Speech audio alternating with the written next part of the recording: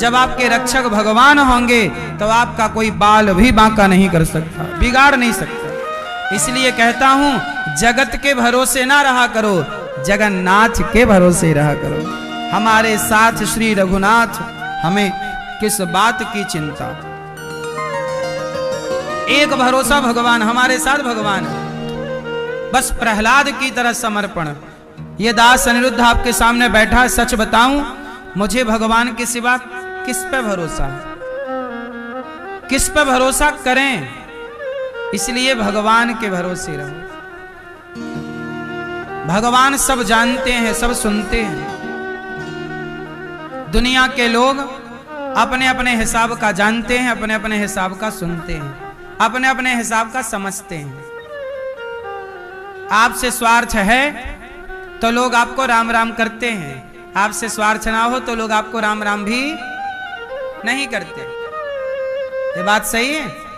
आपके पास पैसा कौड़ी हो तो लोग आपको पहचानते हैं, और पैसा ना हो तो आपको कोई नहीं पहचानता।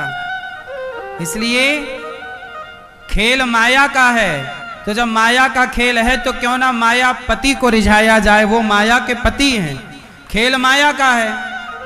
तो माया के पति कौन है, स्वामी कौन है? भगवान नारायण। इनको रिझाओ, जगन्नाथ जी को। प्रहलाद जी पढ़ने गए, पढ़कर आए। क्या पढ़कर आया है? हिरण्यकश्यप ने पूछा। पिताजी मैंने नवधा भक्ति पढ़ी। प्रथम भगति संतन कर संगा, दूसर रतिगर कथा प्रसंगा, श्रवणम कीर्तनम विष्णोः स्मरणम पाद सेवनम, अर्चनम वंदनम दास्यम सख्य आत्मनिवेदनम। हिरण्यकश्यप बोला मेरे दुश्मन की का नाम ले रहा। देखो ध्रुव जी, प्रहलाद जी जब भगवान का नाम पुकारें तो हिरण्यकश्यप चिढ़ जाता है। भगवान का नाम लेने से चिढ़ता। भगवान से इतनी नफरत। परमात्मा नफरत के योग्य नहीं है, भगवान प्रेम के योग्य है। भगवान से क्या करना है? प्रेम, नफरत नहीं करनी। नफरत करके क्या पाओगे? भगवान का क्या बिगाड़ लोगे? हिरण्यकश्यपु ने प्रहलाद को पटक दिया उठाकर।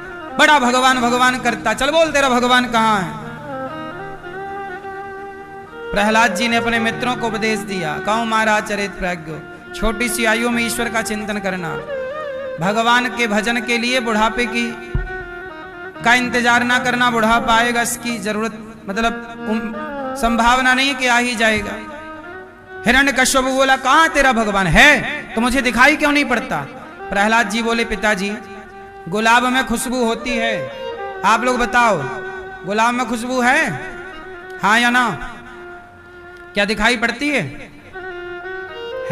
दिखाई नहीं पड़ रही है। अब नहीं दिखती तो क्या ये मान लें कि गुलाब में खुशबू नहीं है? अरे गुलाब में खुशबू है पर दिखती नहीं है। उसी तरह ईश्वर है पर दिखाई नहीं पड़ते। जैसे खुशबू नाक के पास ले जाओ तो पता लग जाएगी कि है, ऐसे भक्ति करोगे तो पता लग जाएंगे कि भगवान है।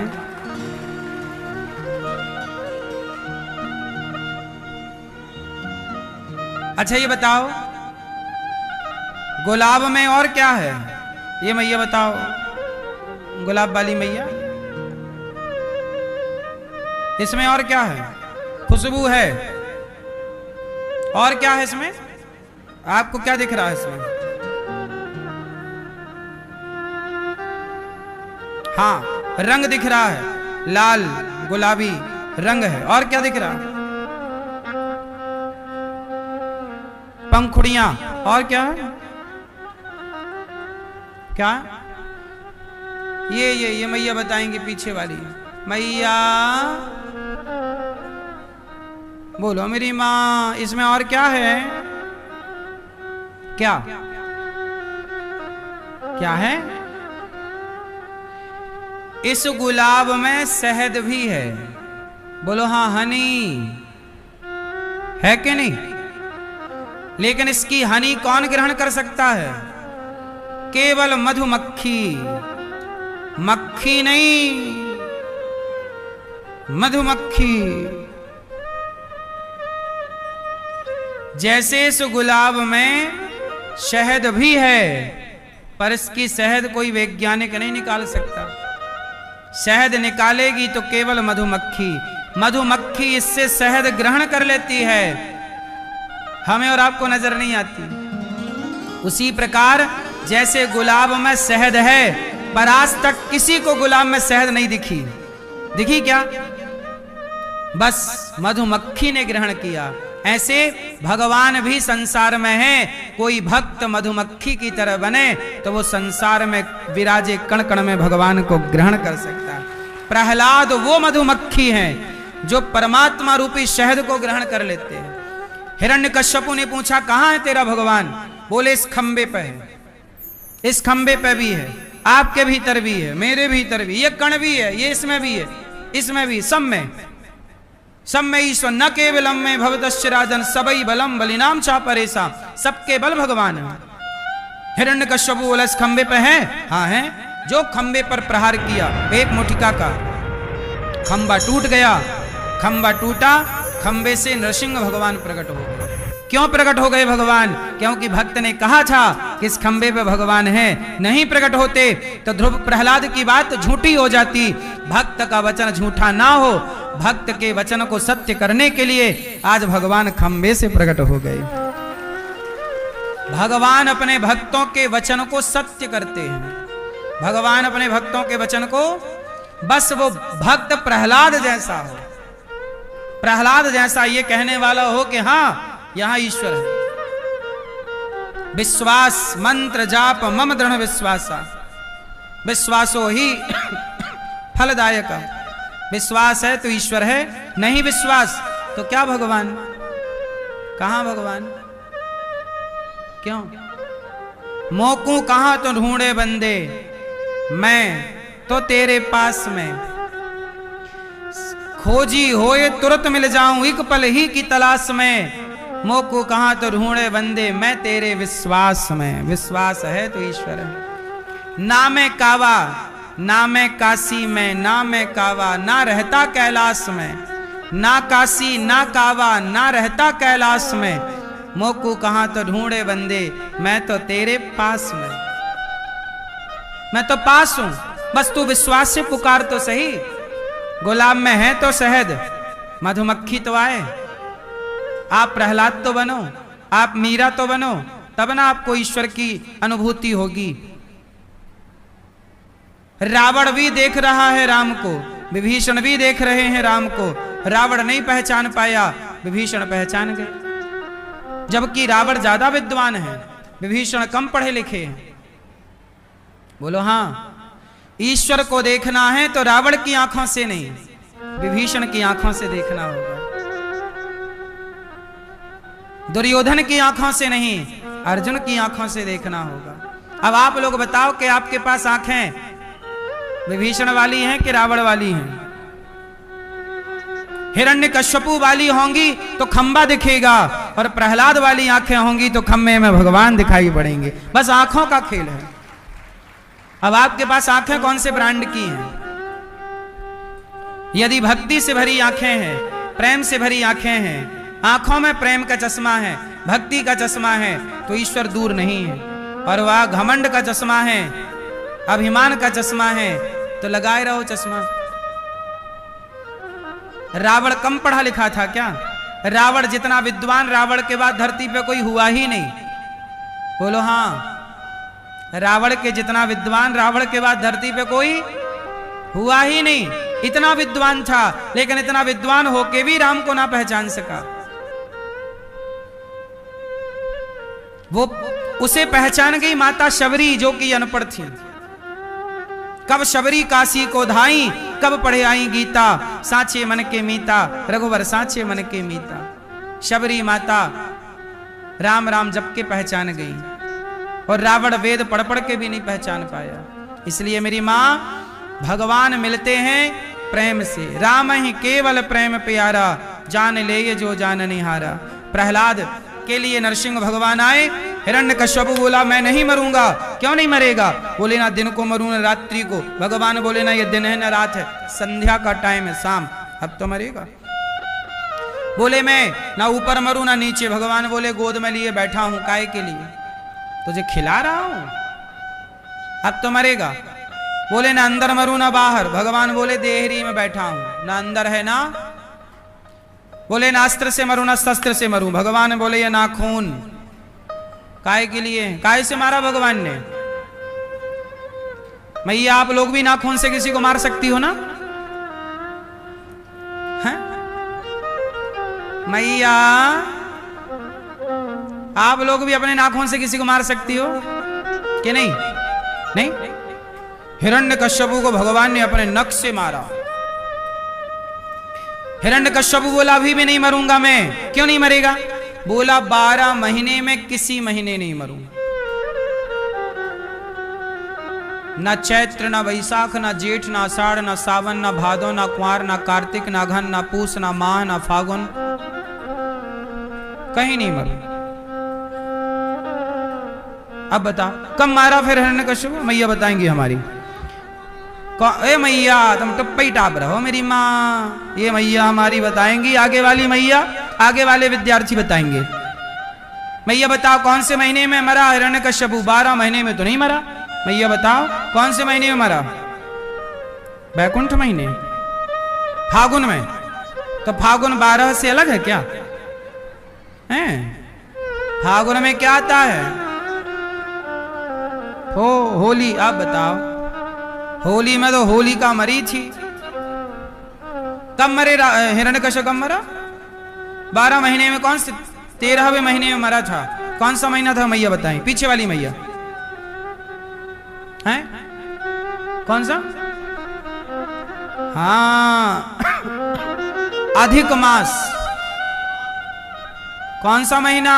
13वां महीना। कौन सा? पुरुषोत्तम महीना। अधिक मास बोलते हैं, पुरुषोत्तम माह बोलते हैं। कुछ लोग उसे अधिक मास कहते हैं। सबसे उत्तम पुरुषोत्तम, सबसे उत्तम महीना 3 वर्ष में एक बार आता है, अधिक मास। जैसे इस बार था ना, भी कुछ साल पहले 2 सावन थे, 2 सावन थे। अब फिर आने वाला है। बोलो हाँ, बस यही है पुरुषोत्तम। इसी में भगवान ने हिरण्यकश्यप की छाती फाड़ दी, हथड़ियों की माला बनाई, हिरण्यकश्यप मारा गया। भगवान ने प्रहलाद जी से कहा बेटा कुछ मांग लो हमसे। प्रहलाद जी ने कहा पिताजी, प्रभु जी मेरे पिता की सदगति कर दीजिए। भगवान बोले कि आपके पिता की सदगति तो मैं कर ही दूंगा, आपकी 21 पीढ़ी भी होती तो मैं उसकी भी सदगति कर देता, पर है नहीं। आप जैसा बेटा जिस बाप ने पाया उस बाप की अधोगति नहीं हो सकती। सदगति हुई। प्रहलाद को गोद में बिठाया। नरसिंह भगवान ने प्रहलाद को गले लगाया। बड़ा लाड़ चाट रहे हैं भगवान, बड़ा दुलार दे रहे हैं भगवान। पुत्र कुछ मांग लो। प्रहलाद जी ने कहा प्रभु कुछ मांगने की इच्छा ही ना हो ऐसा वरदान दो। हे नाथ मैं आपसे कभी कुछ ना चाहूं। क्या चाहूं? कुछ ना चाहूं। कुछ चाहना और कुछ ना चाहना, क्या अच्छा है? चाहना अच्छा है कि ना चाहना अच्छा है? भगवान से भी क्या मांगूं? भगवान ने प्रहलाद जी पर कृपा की। भगवत धाम गए। हाथी का पांव मगर ने पकड़ा। भगवान ने हाथी का उद्धार किया, मगर का उद्धार किया। हाथी पर कृपा की। समुद्र मंथन पर धनवंतरी कच्छप मोहिनी 3 अवतार लिए। इसके बाद वामन बन के आए, राजा बलि पर कृपा की। इसके बाद मत्स्य बन करके आए भगवान, मछली बनकर आए, हयग्रीव नाम के दैत्य पर कृपा की। भगवान नारायण के पुत्र ब्रह्मा, फिर ब्रह्मा से मरीचि, फिर उनके कश्यप। इन्हीं के वंश में विवस्वान की संज्ञा नाम की पत्नी से श्राद्धदेव मनु का जन्म हुआ। श्राद्धदेव ने अपनी पत्नी श्रद्धा के गर्भ से 10 पुत्र उत्पन्न किए। इक्ष्वाकु, नृग, शर्याति, दृष्ट, दृष्ट ऐसे। और इन्हीं के यहां हुए हैं। शर्याति की कन्या थी सुकन्या।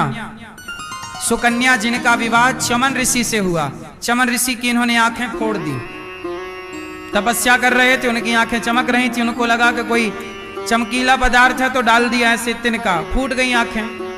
तब चमन ऋषि से कहा कि महाराज आंखें आपकी फूट गई, हमारी गलती हो गई, क्या करें? तब चमन ऋषि ने कहा कि अब देखो आपने हमें अंधा किया है, अब आप हमसे करो ब्याह, क्योंकि अब हमें कौन रोटी देगा, क्या करेंगे हम। तब सुकन्या उस अंधे ऋषि से विवाह किया। एक दिन सुकन्या अपने पति की, देखो अंधा बूढ़ा है, बूढ़े संत हैं, सेवा कर रही है, पति की सेवा, बूढ़ा है अंधा है, सेवा कर रही है, कोई बात नहीं है, मेरे भाग्य में जो है, सेवा की। तब चमन ऋषि ने कहा कि देवी मैं तुम्हारी सेवा से प्रसन्न हूं, तुम कुछ मांग लो। कहा महाराज क्या चाहिए, बस मुझे पुत्र की कामना है। तब चमन ऋषि बोले कि देखो पुत्र की कामना है पर हम तो हो गए बुढ़े। तब उन्होंने बढ़िया च्यवनप्राश बनाया, वो च्यवनप्राश खा के जवान हो गए, अर्थात अश्विनी कुमारों को बुलवाया और अश्विनी कुमार को बुलवा करके उन्होंने अपना शरीर बिल्कुल अपने तप के प्रभाव से, तपोबल से वो पुनः जवान हो गए और ये भी जवान थी ही। फिर इन दोनों के सुंदर ढंग से इनकी गृहस्थी आगे बढ़ी। इन्हीं अश्विनी कुमार ने इनकी आंखें ठीक की थी और इन्होंने फिर अपना शरीर तप के प्रभाव से जवान किया। आगे चल के नभक के पुत्र नाभाग, फिर अम्बरीश, इन्हीं के वंश में अम्बरीश जिन्होंने एकादशी का व्रत किया। एकादशी की बड़ी महिमा है, एकादशी आप लोग भी किया करो। इन्हीं के वंश में खटवांग, राजा सगर, असमंजस, अंशुमान, दिलीप, भगीरथ जिन्होंने गंगा प्रकट की। बोलिए गंगा मैया की। राम के पूर्वजों ने ही गंगा लाई। इन्हीं के वंश में खटवांग, दीर्घबाहु, फिर इन्हीं के वंश में रघु, अज और फिर दशरथ। दशरथ जी के 4 पुत्र हुए, राम, लक्ष्मण, भरत, शत्रुघ्न। राम जी का विवाह माता जानकी से, सीता मैया से। भरत जी का विवाह माता मांडवी से। शत्रुघ्न जी का विवाह माता श्रुतकीर्ति और लक्ष्मण जी का विवाह माता उर्मिला से। चारों भाइयों का विवाह हुआ। कैकेयी माँ ने राम को 14 साल का वनवास दे दिया। राम जी को कितने साल का वनवास हुआ? 14 साल का। क्यों? क्योंकि उस दिन से रावण की आयु 14 साल बाकी थी, जिस दिन राम का वनवास हुआ, इसलिए 14 साल का वनवास हुआ। राम जी वनवास गए। वनवास में तमसा नदी के तट पर पहली रात्रि श्रृंगवेरपुर पहुंचे। इसके बाद राम जी केवट से नाव मांगी। केवट ने राम जी को नाव पर बिठाया और नाव में से पार लगाया। चित्रकूट पहुंचे, वहां भरत जी राम जी से मिलने आए। देखो पहले का भाई भरत जी अपने भाई के प्रति कितना आदर रखते थे, आज का भाई कैसा हो गया है। इसलिए राम और भरत की कथाएं, इसको मैं तो कहता हूं कि हमारे भारत की शिक्षा पद्धति सबसे बुरी है या नहीं? हम लोग जो शिक्षा पा रहे हैं वो भारत की शिक्षा पा रहे हैं या अंग्रेजों वाली शिक्षा पा रहे हैं? बोलो। अभी देश आजाद हो गया लेकिन अभी शिक्षा अंग्रेजों की ही गुलाम है। अभी मैकाले ने जो शिक्षा प्रणाली भारत में लागू की थी वही शिक्षा प्रणाली अभी भी भारत में चल रही है। भारत की शिक्षा भारत में नहीं है। आज भी भारत में जो डॉक्टर बनते हैं, इंजीनियर बनते हैं, जज बनते हैं, वो अंग्रेजों की पढ़ाई से बनते हैं, भारत की पढ़ाई से नहीं बनते। मैकाले की शिक्षा नीति लागू है भारत में। भारत की अपनी कोई शिक्षा नहीं है। भारत की शिक्षा होती तो बच्चों को स्कूल में गीता के कुछ श्लोक और मातृ देवो भव पितृ देवो भव का पाठ पढ़ाते। हमारी शिक्षा होती तो राम और भरत का पाठ होता बच्चों के सिलेबस में, ताकि बच्चे भाई भाई प्रेम से रहते। भाई भाई का पाठ नहीं पढ़ाया, इसलिए तो हम आपस में लड़के मर गए। अंग्रेजों ने इसी का फायदा उठाया कि तुम राम भरत की बात पढ़ोगे तो प्रेम से रहोगे, हम तुम्हें गुलाम नहीं बना पाएंगे। आपको गुलाम बना, जैसे गुलाम बनाना हो से आपस में लड़ा दो, फिर आप शासन करो उस पर। जो लड़ते रहेंगे वो सदा गुलाम रहेंगे। हम भारत के लोग लड़ते रहे तो गुलाम रहे। लड़ाया हमें अंग्रेजों ने आपस में, इसलिए मेरी मां लड़ो मत। श्रवण कुमार का पाठ बच्चों को पढ़ाना चाहिए कि नहीं? जो बेटा श्रवण कुमार का पाठ पढ़ लेगा वो अपनी माता को कभी वृद्धाश्रम नहीं भेजेगा। नहीं पढ़ाया बच्चों को, इसलिए बच्चे वृद्धाश्रम भेज रहे हैं। यदि सारे बच्चे सेवा करते अपने अपने माँ बाप की तो क्यों जरूरत थी वृद्धाश्रम बनाने की? वृद्धाश्रम तो मजबूरी में बनाना पड़ा। क्या करें, बच्चे से निकाल दिए। मैं माओ को चौराहे से फुटपाथ से उठाकर लाता हूं। वो माएँ बेचारी भीख मांग रही होती हैं, उनके पास कपड़े नहीं होते, रोटी नहीं होती, क्या करें। इसलिए हमारा धर्म है सेवा करना। आपका काम है कि आप भी इस अच्छे काम से जुड़ें।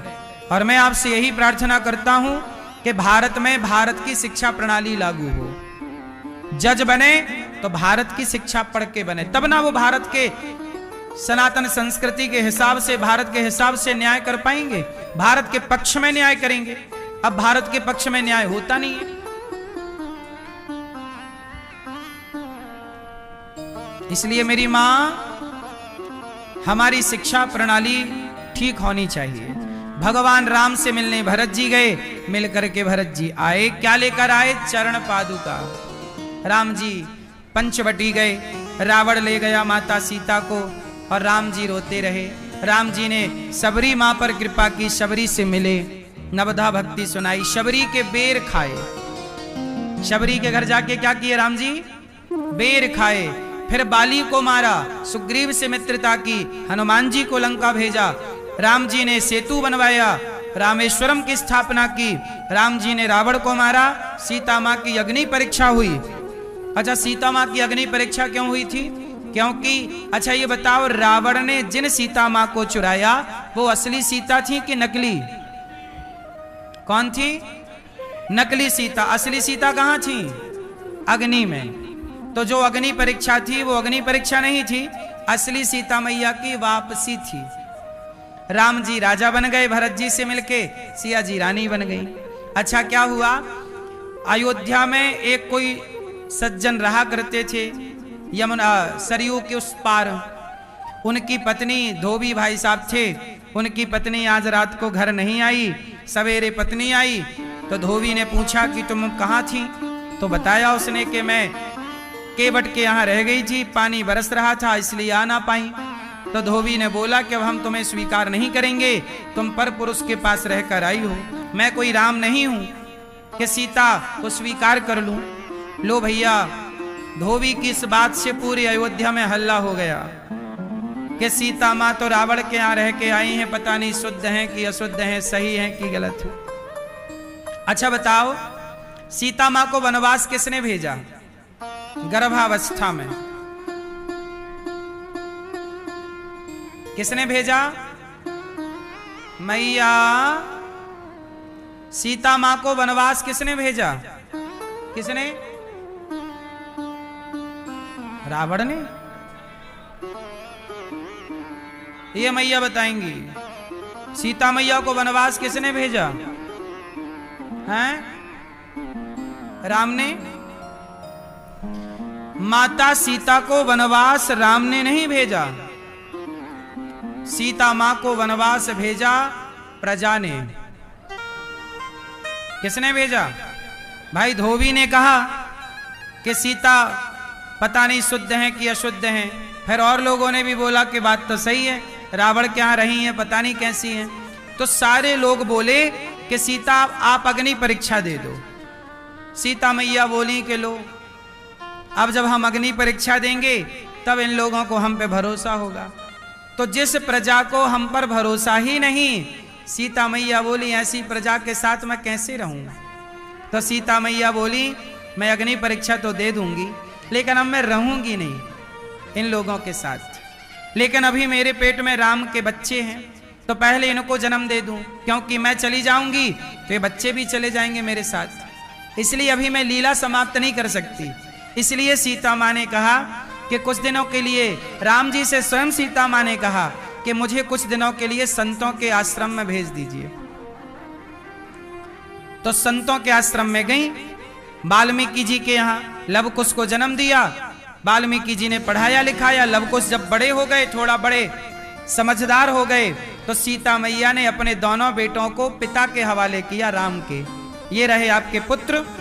और अब सीता माँ ने कहा दुनिया वालों, तुम्हें हमारी परीक्षा लेनी थी ना कि हम साफ हैं कि शुद्ध हैं कि अशुद्ध हैं, तो मैं परीक्षा दे रही हूं। राम को सौंप दिया उनके बच्चे लवकुश को, और फिर सीता माँ ने कहा, हे पृथ्वी माता, यदि मैं पवित्र हूं, यदि मैं अग्नि की तरह, गंगा की तरह निर्मल और पवित्र हूं, मैंने राम के सिवा स्वप्न में किसी पुरुष का चिंतन और स्पर्श ना किया, तो हे माता, धरती माता, आप मुझे अपनी गोद में स्थान दे दो। ये कहना था कि पृथ्वी माता फट गई और कहा पृथ्वी माता ने, हे सीता, तुम बड़ी पतिव्रता नारी हो, तुम्हारे जैसी स्त्री इस धरती पे युगों युगों में कभी अवतार लेती है, तुम्हारी जैसी नारी इस धरती को अब पता नहीं कब प्राप्त होगी। हे देवी सीता, आओ, तुम हमारी गोद में आओ बेटी, ये दुनिया के लोग तुम्हें ना जान पाए, ना समझ पाए, तुम्हारे ऊपर भी इन लोगों ने उंगलियां